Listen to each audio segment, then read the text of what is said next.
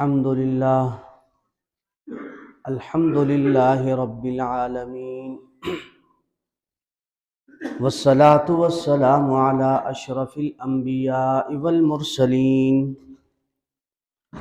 وعلی آلہ واصحابہ ومن تبعہم بإحسان الی یوم الدین اما بعد فاعوذ باللہ من الشیطان الرجیم بسم اللہ الرحمن الرحیم یا ایہا الذین آمنوا من یرتد منکم عن دینہ فسوف یأتی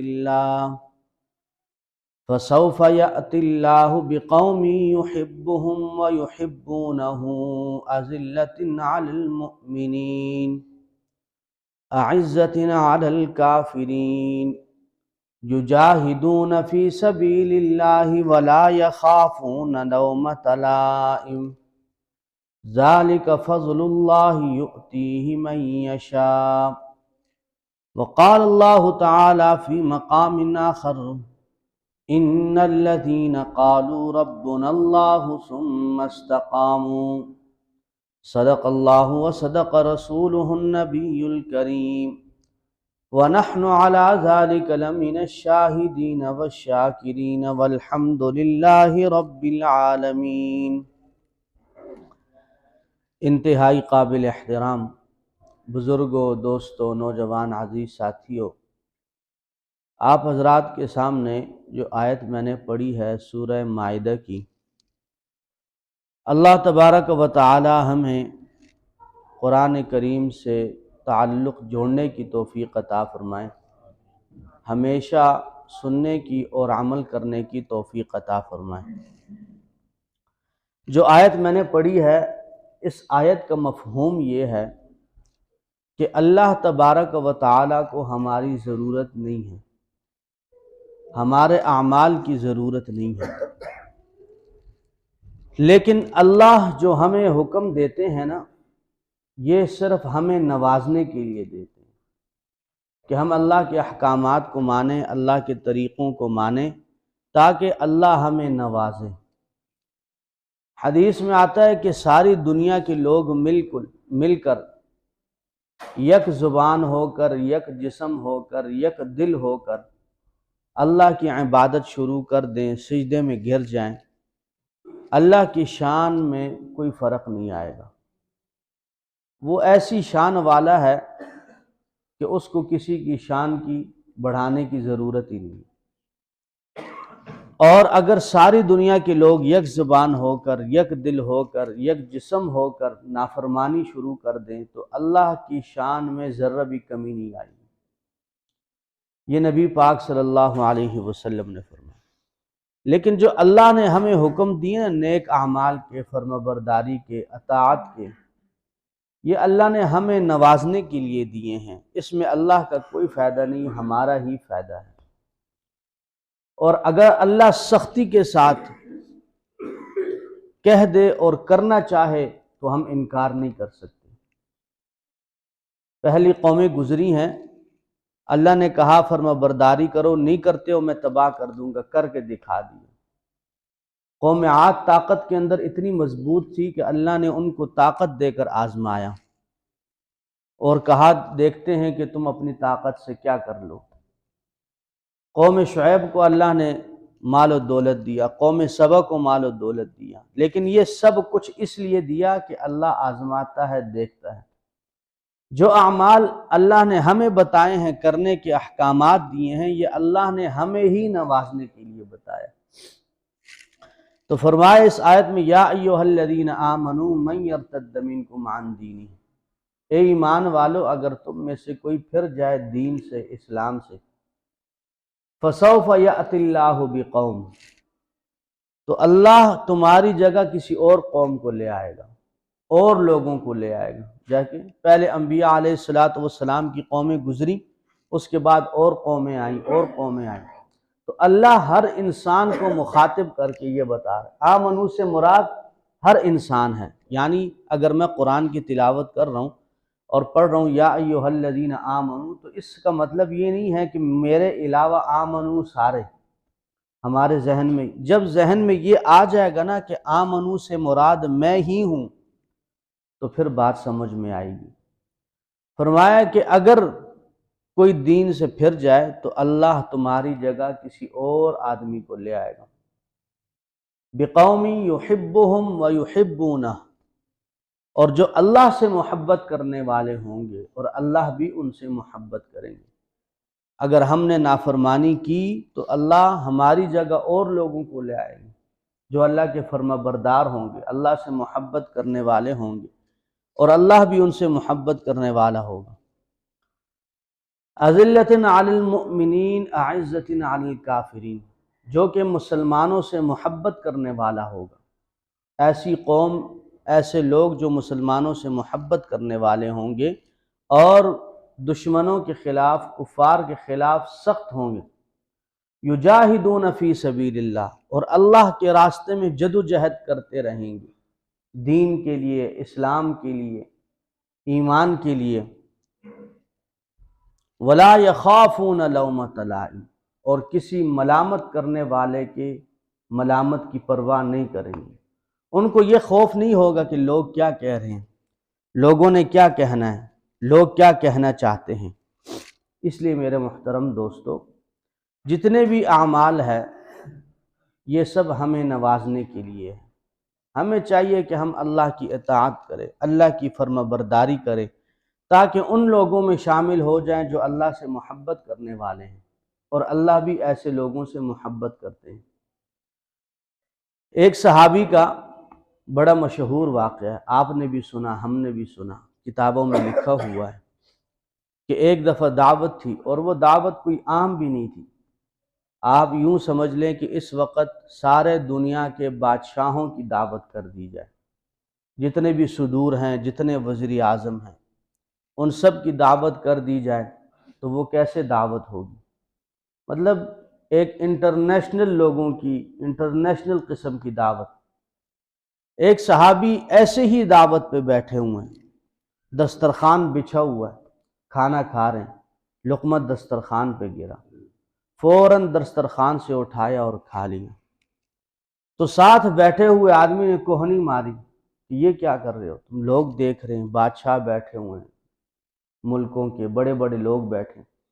اس نے کہا مجھے ان بادشاہوں کی کوئی پرواہ نہیں ہے، مجھے نبی صلی اللہ علیہ وسلم کی سنت محبوب ہے، کوئی کیا کہے یا کیا نہ کہے، میں نے اپنے نبی صلی اللہ علیہ وسلم کی سنت کو زندہ کرنا ہے، سنت پہ عمل کرنا ہے۔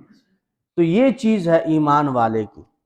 ایمان والی کی صفت یہ ہے کہ وہ اللہ اور اس کے رسول صلی اللہ علیہ وسلم سے محبت کرتا ہوگا، اطاعت اور فرما برداری کرتا ہوگا۔ اور اس آیت میں یہی فرمایا وَلَا يَخَافُونَ لَوْمَةَ لَائِمٍ، کہ کسی رشتہ دار، کسی خاندان والے کا، کسی دوست احباب، کسی پڑوسی کا وہ پرواہ نہیں کرے گا۔ اس کو اگر محبت ہوگی اللہ اور اس کے رسول سے تو وہ وہی کام کرے گا جس کا حکم اللہ اور اس کے رسول صلی اللہ علیہ وسلم نے دیا۔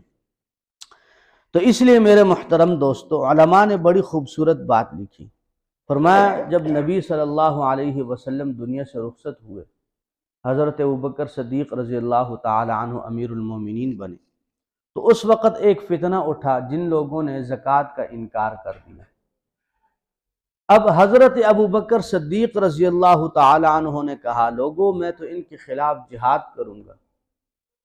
کیوں؟ اس لیے کہ انہوں نے اللہ کے رسول کی سنت کی مخالفت کی، دین اسلام کے رکن کی مخالفت کی، اللہ اور اس کے رسول کی حکم کی مخالفت کی۔ جب تک میں ان سے اونٹ کی ایک رسی بھی اگر باقی ہو نہ لے کے آؤں، تب تک میں چین سے نہیں بیٹھوں گا۔ تو ایمان والے کی نشانی یہ ہے، مسلمان کی نشانی یہ ہے کہ وہ کسی کی پرواہ نہیں کرتا، وہ کسی کی طرف نہیں دیکھتا۔ قرآن کریم کے اندر اللہ فرماتے ہیں قد افلح المؤمنون، کہ وہ لوگ کامیاب ہوئے۔ کون لوگ؟ الذین هم فی صلاتهم خاشعون۔ پھر فرمایا والذین هم عن اللغو معرضون، کہ وہ لوگ جو لغو سے منہ پھیرتے ہیں۔ لغو سے مراد کیا ہے؟ ایسی مجلس، ایسا عمل، ایسا کام جس کا دنیاوی بھی کوئی فائدہ نہ ہو، آخرت تو دور کی بات ہے کہ جس کی دنیا کا بھی کوئی فائدہ نہ ہو۔ فرمایا ایمان والے کی نشانی یہ ہے کہ وہ فضول باتیں نہیں کرتا، فضول مجلس میں نہیں بیٹھتا، بلکہ کیا کرتا ہے، اس سے منہ پھیر لیتا ہے، توجہ ہی نہیں دیتا کہ یہ کیا ہو رہا ہے۔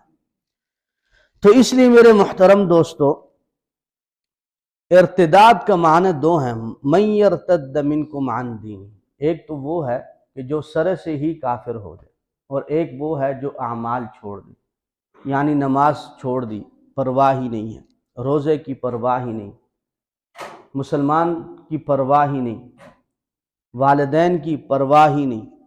اللہ نے ایسے لوگوں کے لیے فرمایا کہ ایسا مت کرو، ان اعمال پہ عمل کرنے سے ہمیں ہی نعمتیں ملیں گی، اللہ ہمیں ہی نوازے گا، ہمارے علاوہ کسی کو نہیں نوازے گا۔ لیکن اگر ہم نے ایسے نہ کیا تو ہماری جگہ اللہ اور قوم کو لے آئے گا۔ حضرت عبداللہ رحمہ اللہ ایک مشہور عالم گزرے ہیں، اور کہا جاتا ہے کہ وہ بزرگ بھی تھے تصوف کے، تو ان کا کسب تھا، وہ سلائی کا کام کرتے تھے، کپڑے سیتے تھے۔ ان کے پاس ایک آتش پرست آتا اور وہ ان سے کپڑے سی کر چلا جاتا اور ان کو کھوٹے سکے دے دیتا۔ تو وہ جو حضرت تھے عالم، تو وہ ان سے وہی لے کر رکھ لیتا، ان کو یہ نہ کہتا کہ یہ تو کھوٹے ہیں، مجھے صحیح والے دو۔ ایک دن وہ موجود نہیں تھے اور ان کا شاگرد موجود تھا، جب وہ آتش پرست آیا اور اس نے وہ کھوٹے سکے دیے تو شاگرد نے واپس کر دی۔ حضرت جب تشریف لائے تو کہا کہ اس شاگرد نے کہا کہ یہ معاملہ ہوا۔ انہوں نے کہا تم نے کیوں واپس کیے؟ یہ میں ان سے اس لیے نہیں لیتا کہ مجھے معلوم نہیں ہے یا میں اس چیز کو جانتا نہیں ہوں، میں اس چیز کو جانتا ہوں، مجھے پتہ ہے یہ کھوٹے دے جاتا ہے، لیکن میں اس لیے لے لیتا ہوں کہ چلو یہ مجھے دے جاتا ہے، کوئی مسئلہ نہیں، کسی اور مسلمان بھائی کو نہ دے دے۔ تو ایمان والوں کی نشانیوں میں امام غزالی رحمہ اللہ نے یہ واقعہ ذکر کیا، فرمایا ایمان والا وہ ہے جو اپنے مسلمان بھائی سے محبت کرتا ہو، اعزۃ علی المؤمنین، مسلمان کا اکرام کرتا ہو، لیکن کیا ہو، دشمن کے خلاف، کافر کے خلاف سخت ہو۔ ایک دوسری آیت میں بھی اللہ یہی فرماتے ہیں، محمد الرسول اللہ والذین معہ، کہ نبی صلی اللہ علیہ وسلم کے جو ساتھی ہیں نا، اور آپ صلی اللہ علیہ وسلم، یہ کیا ہیں، ان کی نشانی ہے، صفت ہے، اشداء علی الکفار رحماء بینہم، کہ کفار کے مقابلے میں سخت ہیں، کفار سے کوئی محبت نہیں ہے، کفار سے کوئی لالچ نہیں ہے، رحماء بینہم، اور آپس میں بھائی بھائی ہیں، آپس میں نرم ہیں۔ ہر خطبے کے اندر امام صاحب ایک جملہ کہتے ہیں، ارحم امتی بامتی ابو بکر، کہ سب سے زیادہ رحم دل اس امت کے جو ہیں نا وہ حضرت ابو بکر صدیق رضی اللہ تعالیٰ عنہ، اور اس کی کئی وجوہات ہیں۔ ایک مرتبہ نبی صلی اللہ علیہ وسلم نے پوچھا مجلس میں کہ آج جنازہ کس نے پڑھا؟ حضرت ابو بکر صدیق نے ہاتھ کھڑا کی۔ بیمار پرسی کس نے کی؟ انہوں نے ہاتھ کھڑا کی۔ 8 سوالات پوچھے نبی صلی اللہ علیہ وسلم نے مسلمان کے پڑوسیوں کے متعلق، کہ صدقہ کس نے کیا، غریب کی مدد کس نے کی، ہاتھ کس نے بٹایا، وغیرہ وغیرہ۔ ہر دفعہ حضرت ابو بکر صدیق رضی اللہ تعالی عنہ نے ہی ہاتھ اٹھایا۔ باقی صحابہ نے بھی مختلف سوالوں کے جواب دیے، لیکن مسلسل ہر بات کے جواب میں حضرت ابو بکر صدیق رضی اللہ تعالی عنہ ہاتھ اٹھاتے رہے۔ علماء نے ایک وجہ یہ بھی لکھی ہے کہ ان کے دل میں مسلمانوں کی انتہا محبت تھی۔ تو قرآن کریم میرے بھائیو یہی کہتا ہے کہ یا ایھا الذین آمنوا لا تتخذوا عدوی وعدوکم اولیاء من دون المؤمنین، ایسے آدمی سے کبھی دوستی نہ رکھو جو مسلمان کا خیر خواہ نہ ہو، مسلمانوں کا دشمن ہو۔ یہود اور نصارہ سے دوستی مت کرو، یہ تمہارے دشمن ہیں، اگر تم ان کے ہی ہو جاؤ یہ تب بھی تمہارے نہیں ہوں گے۔ یہ اللہ پاک نے قرآن کریم کے اندر واضح فیصلہ فرما دیا کہ تم ان کے ہو جاؤ، جو مرضیہ کر لو ان کے لیے، انہوں نے تمہارا کبھی نہیں ہونا۔ لیکن آج اگر صورتحال دیکھا جائے کہ ہم اپنے مسلمان بھائی کے لیے تو مخلص نہیں ہیں، مسلمان کے لیے دل میں نرمی نہیں ہے، مسلمان بھائی سے ہمدردی نہیں ہے، مسلمان بھائی سے محبت نہیں ہے، لیکن اگر اس کے مقابلے میں دیکھا جائے تو یہود اور نصارہ سے محبت ہے۔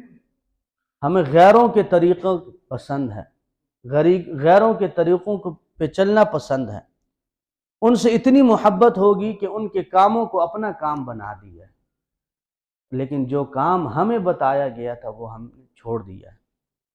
ابھی نیو ایئر آ رہا ہے، اس نیو ایئر کے نائٹ میں کیا ہوگا؟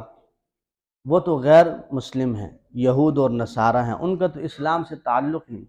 میرے مخاطب تو مسلمان ہیں، میں اپنے مسلمان بھائیوں سے کہتا ہوں کہ آپ مجھے یہ بتائیں کہ ہمیں کیا ضرورت ہے وہ ادھر جانے کی، ہمیں کیا ضرورت ہے ان کے محافل میں شریک ہونے کی۔ اللہ کے رسول صلی اللہ علیہ وسلم تو فرمایا من تشبہ بقوم فہو منہم، جو لوگ جس قوم کے ساتھ مشابہت اختیار کریں گے، جن کے طریقوں پہ چلیں گے، وہ انہی میں ہی شمار کیے جائیں گے۔ اور وہاں پہ کیا ہوتا ہے؟ شراب کی محفل سجتی ہے، زنا، بے حیائی، موسیقی، اور یہ تمام وہ کام ہیں، وہ اعمال ہیں جو اللہ کے عذاب کو دعوت دیتے ہیں۔ آج ہم کہہ رہے ہیں پریشان ہے ہر بندہ کہ معیشت تنگ ہے، بہت زیادہ مہنگائی ہوگی، لیکن ہم نے کبھی یہ سوچا کہ اس مہنگائی کے متعلق اللہ پاک کیا فرماتے ہیں قرآن کریم کے اندر؟ من اعرض عن ذکری فإن له معیشۃ ضنکا، کہ اے لوگو جب میرے ذکر سے، میری یاد سے غفلت برتو گے، غافل ہو جاؤ گے، میں تمہاری معیشت کو تنگ کر دوں گا۔ اب آنکھ گناہ کر رہی ہے، بدنظری ہو رہی ہے، مرد بھی کر رہا ہے، عورت بھی کر رہی ہے۔ ایسا نہیں ہے کہ صرف مرد کے لیے نظر کی حفاظت، عورت کے لیے بھی نظر کی حفاظت ہے۔ یہ تو عام ہو گیا بدنظری، زبان گناہ کر رہی ہے، جھوٹ، فراڈ، دھوکہ، غیبت، ہر مجلس کی ایک زینت بن چکی ہے غیبت۔ آپ جس سے بھی سلام کر کے 2 منٹ کے لیے بیٹھ جائیں، غیبت شروع ہو جائے گی۔ ہاتھ دیکھیں غلط سمت پہ جا رہے ہیں، پاؤں دیکھیں مسجد آنے کے لیے تیار نہیں، نماز کے لیے تیار نہیں، نیک اعمال کی طرف جانے کے لیے تیار نہیں، جب پورا جسم ہی اور جسم کا ہر عضو اللہ کی نافرمانی میں لگا ہوا ہے، اور جاننے کے باوجود، پتہ ہونے کے باوجود، تو پھر آپ مجھے یہ بتائیں ہماری معیشت کیسے تنگ نہ ہو؟ ہم کہتے ہیں پانی کی قلت ہے، ہم نے کبھی توبہ کی کہ یا اللہ ہم توبہ کرتے ہیں گناہوں سے، استغفار کرتے ہیں یا اللہ تو پانی کی آسانی فرما دے؟ کبھی نہیں۔ کیا کہتے ہیں؟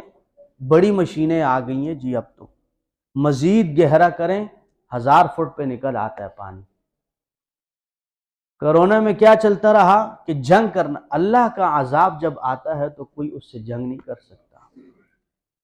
اگر کسی نے جنگ کرنی ہے تو جنگ کرنے سے پہلے قوم عاد کو پڑھ لیں قرآن کریم کے اندر کہ کیسے قد تھے ان کے، کیسے ان کی باڈی تھی، کیسی طاقت تھی، پتھروں کو کیسے تراشتے تھے وہ، تو پتہ لگ جائے گا کہ ان کے ساتھ اللہ نے نافرمانی کی وجہ سے کیا کیا۔ آج ہم یہ تو کہتے ہیں کہ قبر کا حال مردہ جانتا ہے، لیکن ہم میں سے ہر بندہ اپنے دل کا حال بھی جانتا ہے۔ اور ایک عالم گزرے، بڑی خوبصورت بات کی انہوں نے کہا ہم اس گھمنڈ کے اندر ہیں کہ شاید قبر میں جائیں گے تو ہماری دل کی کیفیت بدل جائے گی، کبھی نہیں بدلے گی۔ جو ماحول، جو ذہن، جو سوچ، جو عمل اس وقت ہمارے دل کے اندر ہے، یہی لے کر ہم نے قبر کے اندر بھی جانا ہے۔ ہمارے اعمال کتنے ٹھیک ہیں کسی کو، ہر ایک کو پتہ ہے اپنے دل کے بارے میں، ہر قبر والے کو اپنے بارے میں پتہ ہے کہ میں نے کیا کیا زندگی میں اور کیا لے کے آیا ہوں۔ تو اس لیے میرے محترم دوست، ابھی 25 دسمبر گزرا، کرسمس، یہودیوں عیسائیوں کا عقیدہ ہے کہ حضرت عیسیٰ نعوذ باللہ اللہ کے بیٹے ہیں، لیکن ہم نے قومی سطح پر، تہذیبی سطح پر، لسانی سطح پر، ہر حساب سے ان کے مجالس میں شرکت کی، ان کی خوشی میں شریک ہوئے، ان کو ہیپی کرسمس کہا، ہم نے یہ سوچا کہ ہم نے کفر کیا، ان کا تو عقیدہ یہ تو مسلمان ہی نہیں، لیکن ہم تو مسلمان ہیں، ہمارا تو یہ عقیدہ ہے کہ اللہ کی کوئی اولاد نہیں، حضرت عیسیٰ علیہ السلام اللہ کے بیٹے نہیں بلکہ اللہ کے بندے ہیں، لیکن ہم کر گئے، اور کر کے ایسے غفلت کی نیند سو گئے کہ توبہ کی توفیق بھی نہ ہوئی کہ یا اللہ آج جو 25 دسمبر کا دن ہم نے جن لوگوں کے ساتھ گزارا اور رات آ گئی ہے، ابھی ہم نے سو جانا ہے، ہمارے اختیار میں کچھ نہیں، صبح ہم اٹھتے ہیں یا نہیں، تو آپ مجھے یہ بتائیں کہ ہم اگر اسی حالت میں مر گئے اور توبہ بھی نہ کی تو جب ہم موت کے بعد اٹھیں گے قیامت والے دن اللہ کے سامنے کھڑے ہوں گے تو کیا کہیں گے؟ اور حدیث شریف میں آتا ہے کہ انسان جس حالت میں مرتا ہے نا اسی حالت میں اٹھایا جائے گا، اسی حالت کے اندر اٹھایا جائے گا۔ اگر دل میں یہ عقیدہ لے کر چلے گئے کرسمس والا، توبہ نہ کی، رات کو مر گئے، قیامت کے دن جب اٹھائے جائیں گے تو کس عقیدے کے ساتھ اٹھائے جائیں گے؟ تو اس لیے میرے محترم دوستو، ہمیں چاہیے ہم ان باتوں پہ فکر کریں، غور کریں، توجہ دیں، یہ مذاق کی باتیں نہیں ہیں، یہ اللہ کو عذاب دینے کی دعوت ہے، ہم اللہ کے عذاب کو دعوت دے رہے ہیں، ہر روز، ہر وقت، ہر لمحہ۔ حضرت تھانوی رحمۃ اللہ علیہ نے بڑی خوبصورت بات کی، فرمایا یا ایھا الذین آمنوا اتقوا اللہ، اللہ فرماتے ایمان والو تقوی اختیار کرو، وکونوا مع الصادقین، اور سچے لوگوں کے ساتھ ہو جاؤ، یعنی ایمان والوں کے ساتھ، علماء کے ساتھ، بزرگان دین کے ساتھ ہو جاؤ، ان کی صحبت اختیار کرو۔ تو یہاں پر انہوں نے ایک بڑی خوبصورت بات لکھی اور فرمایا انسان کو چاہیے کہ اپنا دل اللہ والے کے ہاتھ میں ایسے دے جس طرح ایک نابینا اپنا ہاتھ بینا کو دیتا ہے، دیکھنے والے کو۔ ایک آدمی ہے نابینا ہے، اس کو نظر نہیں آ رہا، اور جو دیکھ رہا ہے نابینا اپنا ہاتھ دیکھنے والے کو کیسے دیتا ہے؟ فرمایا ایسے اپنی زندگی اللہ والوں کے جھولی میں ڈال دو، ان کے ہاتھ میں ڈال دو، تاکہ زندگی ٹھیک ہو جائے، اعمال ٹھیک ہو جائیں، ورنہ تو کوئی حالت نہیں ہے۔ تو ہمیں چاہیے ہم نیو ایئر نائٹ منانے کے بجائے اس نئی زندگی کی رات کی تیاری کریں جس کو قبر کی پہلی رات کہا جاتا ہے۔ آپ صلی اللہ علیہ وسلم نے فرمایا یہ قبر جنت کے باغوں میں سے باغ ہے اور جہنم کے گھڑوں میں سے گھڑا ہے۔ قبر جو ہے یہ انسان کی پہلی سیڑھی ہے، اگر پہلی سیڑھی میں کامیاب ہو گئے تو آخرت کامیاب ہے، اور اگر پہلے سوال و جواب میں ہی پکڑے گئے تو ساری زندگی کیا ہوگا؟ یہ تو ختم ہونے والی زندگی ہے، وہ تو نہ ختم ہونے والی زندگی۔ زندگی کا مصداق اصل آخرت کی زندگی ہے، یہ تو امتحان گاہ ہے۔ اللہ نے اس زندگی کو، جس کو ہم زندگی کہتے ہیں، اللہ نے اس کو تشبیہ کس سے دی ہے؟ امتحان گاہ سے، چند دن کے مہمان نوازی سے۔ حضور صلی اللہ علیہ وسلم نے کیا فرمایا؟ دنیا کی زندگی کیا ہے؟ مسافر خانہ ہے، مسافر نے تو چلا جانا ہے، زندگی تو اصل میں آخرت کی زندگی ہے۔ اس لیے ہمیں قبر کی رات کی تیاری کی ضرورت ہے، اور ہر بندے کو اپنے دل کا حال خوب معلوم ہے کہ وہ کس حالت کے اندر ہے، وہ کیا کر رہا ہے۔ اللہ ہمیں دین کی سمجھ اور عمل کی توفیق عطا فرمائے۔